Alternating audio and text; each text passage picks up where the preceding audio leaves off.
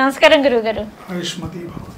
గురుగారు, మనకి ఈ నెల 27వ తారీఖు ఒకసారి మనం చూసుకున్నట్లయితే ఏంటంటే భారీ బడ్జెట్తో వచ్చేసి కల్కి మూవీ రిలీజ్ అవ్వబోతుంది. మరి కల్కి మూవీ రిలీజ్ అవ్వబోతుంది అంటే చాలా మందికి చాలా ఎక్స్పెక్టేషన్స్ ఉంటాయి, ఎలా ఉంటుంది ఏంటి అని చెప్పేసి. అని అసలు ఎలా ఉండబోతుంది అంటారు కల్కి మూవీ వచ్చేసి? ఖచ్చితంగా బాగుంటుందమ్మా. ఎందుకంటే ఏ నిర్మాత అయినా సరే అన్ని వందల కోట్లు పెట్టి సినిమా తీసేటప్పుడు ఒక నిర్మాత అయినా, ఒక హీరో అయినా, ఒక డైరెక్టర్ అయినా అన్ని వందల కోట్లు పెట్టి సినిమా తీసేటప్పుడు ఎవరు కూడా నష్టపోవాలని తీయరుగా.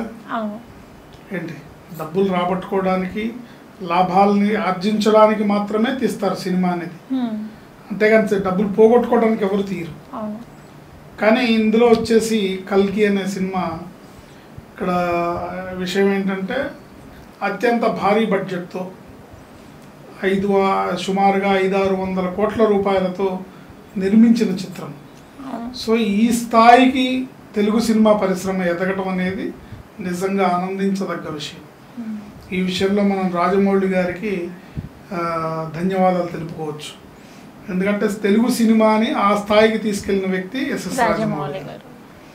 ఇకపోతే ఈ సినిమా కల్కి అనే సినిమా చాలా పెద్ద బ్యానర్, పెద్ద నిర్మాత వైజయంతి మూవీస్, సి అశ్విని దత్ గారు, చలసాని అశ్విని దత్ గారు, ప్యాన్ వరల్డ్ హీరో ప్రభాస్, అట్లాగే డైరెక్టర్ నాగ్ అశ్విన్, అతను కూడా మంచి టాలెంటెడ్ డైరెక్టర్. నిర్మాత గారికి స్వయాన అల్లుడే అయినప్పటికీ ఆయన కూడా టాలెంటెడ్ డైరెక్టర్. ఎంత అల్లుడైనా కూడా కథలో విషయం లేకపోతే వాళ్ళు అంత బడ్జెట్ పెట్టి సినిమా తీయరు కదా. సో కథలో విషయం ఉంటేనే తీస్తారు. సో ఇప్పుడు సంఖ్యాశాస్త్ర పరంగా చూసుకుంటే కల్కి అనే పేరులో 5 అక్షరాలు ఉన్నాయి. ఈ 5 అక్షరాల్లో పేరు ఉండటం వల్ల, అంటే దాని పూర్తి పేరు వేరు, కల్కి AD 2898 అనే పేరు పెట్టారు వాళ్ళు. కానీ అందరూ పిలిచేది కల్కియే కదా, కల్కి కల్కి అంటారు. సో ఈ కల్కి అనే పేర్లు 5 అక్షరాలు ఉండటం వల్ల దీనికి విపరీతమైన అట్రాక్షన్, విపరీతమైన వ్యాపారం జరుగుతుంది. ఎందుకంటే వ్యాపారాత్మకమైన నెంబరు, సినిమా తీసేదే వ్యాపారం కోసం కాబట్టి వ్యాపారం బాగా జరుగుతుంది. సో ఈ 5 అక్షరాలు పేరు ఉండటం వల్ల విపరీతమైన అట్రాక్షన్, విపరీతమైన వ్యాపారం. ఎవరికైనా సరే డబ్బులు ఉండి ఆసక్తి ఉంటే, సినిమా మీద అవగాహన ఉంటే, అరే ఈ సినిమా మనం కొంటే బాగుండు, ఈ సినిమా మనం విడుదల చేస్తే బాగుండు, ఈ సినిమాని మనం ఈ ఏరియాకి బిజినెస్ చేస్తే బాగుండు అనే కోరిక వస్తుందన్నమాట. సో అన్ని రకాలుగా ఎట్లా చూసుకున్నా కూడా వివిధ రకాల మాధ్యాల వల్ల ఎటువంటి పరిస్థితుల్లో కూడా పెట్టిన పెట్టుబడికి ఢోకా లేదు. కానీ లాభాలు ఏ మేరకు వస్తాయి, అంత కష్టపడి తీసిన నిర్మాతకి ఏ మేరకు ఎన్ని వందల కోట్ల లాభాలు వస్తాయి ఇంత రిస్క్ చేసినందుకు. అట్లాగే అంత కష్టపడినందుకు ఆ డైరెక్టర్కి ఎంత పేరు వస్తుంది, హీరోకి ఎంత పేరు వస్తుంది, హీరోకున్న మార్కెట్ స్పాన్ని ఎంత పెంచుకోగలుగుతాడు, తనకున్న ఆల్రెడీ ఉన్న మార్కెట్ స్పాన్ ఈ సినిమా వల్ల పెరుగుతుందా తగ్గుతుందా, ఇలాంటి విషయాల్ని కనుక మనం విశ్లేషిస్తే ఈ సినిమాలో ఉన్న 5 అక్షరాలు, దాంట్లో 9వ నెంబర్ అనే నెంబర్ ఉంది. 9వ నెంబరు నిర్మాతకి లక్కీ నెంబర్. అందుకనే ఆయనకి 9వ నెంబర్ లక్కీ నెంబర్ కాబట్టి 27వ తారీఖు రిలీజ్ చేస్తున్నాడు ఆయన సినిమా. జూన్ 27 రిలీజ్ చేస్తున్నాడు. సో ఆయనకి 9 నెంబర్ సెంటిమెంట్. కల్కి అనే పేరు 9వ నెంబర్లో ఉంటుంది ఒక సిస్టంలో, ఇంకొక సిస్టంలో 8వ నెంబర్ ఉంటుంది. ఈ 8వ నెంబర్ ఏంటంటే ఈ 9వ నెంబర్ ఇచ్చే సక్సెస్ ఏదైతే ఉందో దాన్ని మరింత మల్టిప్లై చేసి జనాలకి ఇక కల్కి కల్కి చూడాలి 2-3 సార్లు అంత డబ్బుని ఇప్పించే నెంబర్ అన్నమాట. సో దానివల్ల కూడా డబ్బులు బాగా వస్తాయి. ఇకపోతే ఈ నెంబర్స్ అన్నీ కూడా హీరో ప్రభాస్ పేరు తీసుకుంటే ఆయన పేరు బాగుంది, ఆయన పేరులో రాంగ్ నెంబర్ లేదు కనుక ఆయనకి ఈ నెంబర్స్ సూట్ అవుతాయి. కల్కి అనే 5 అక్షరాల పేరు ఆయనకి సూట్ అవుతుంది, అట్లాగే నిర్మాతకి సూట్ అవుతుంది, అట్లాగే డైరెక్టర్ నాగ్ అశ్వినికి కూడా సూట్ అవుతుంది. కానీ ఏమవుతుందంటే ఎప్పుడు కూడా పేరులో ఉండే సంఖ్యాబలం మనని ఏ పేరుతో పిలుస్తున్నారు, మనం ఏ పేరుతో పిలువబడుతున్నాము అనే దాని మీద ఆధారపడి ఉంటుంది.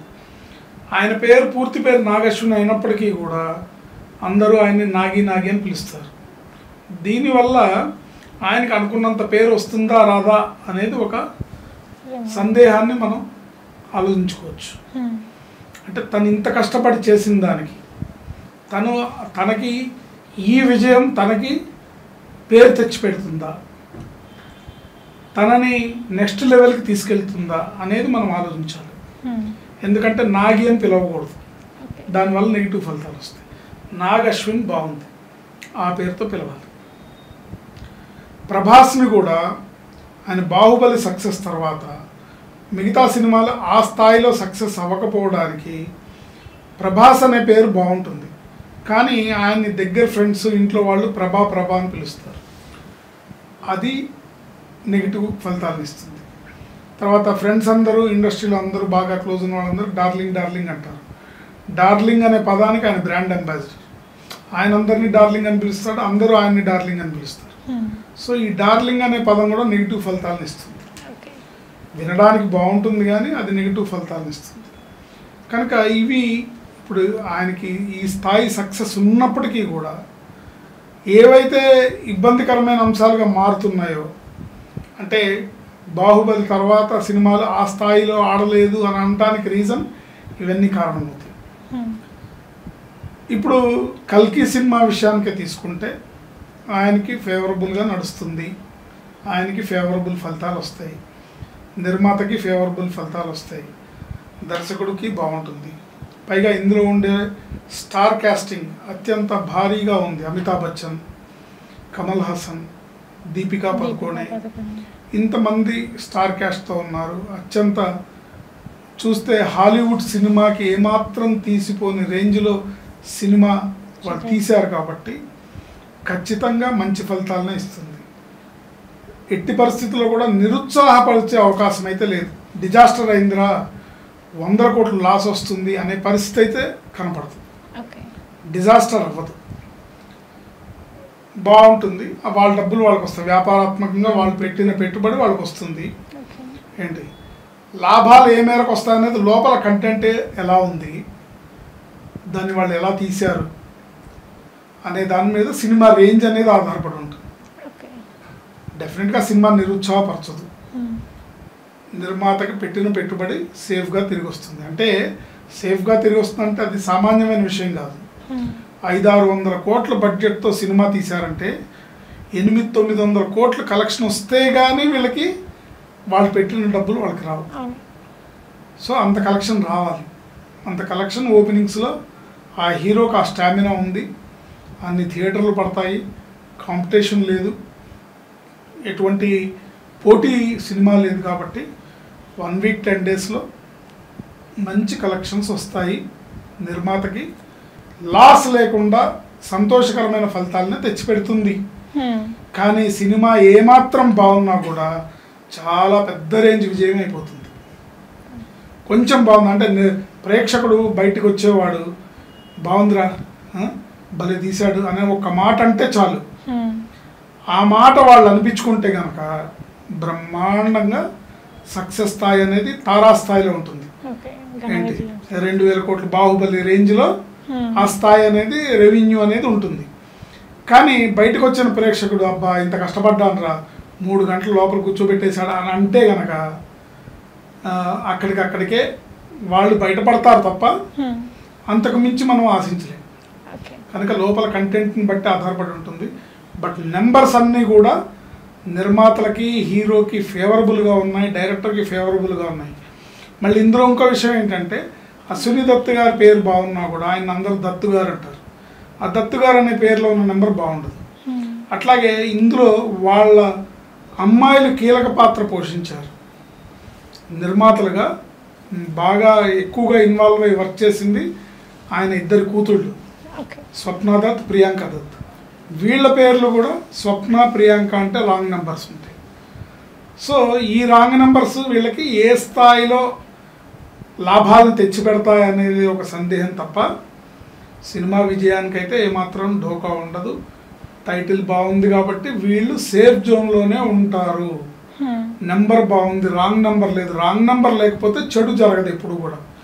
అంటే ఒక సినిమా డిజాస్టర్ అయిపోయి మాకు రూపాయి మిగలలేదు, పెట్టిన పెట్టుబడి అంతా పోయింది, అలాంటి పరిస్థితి ఉండదు.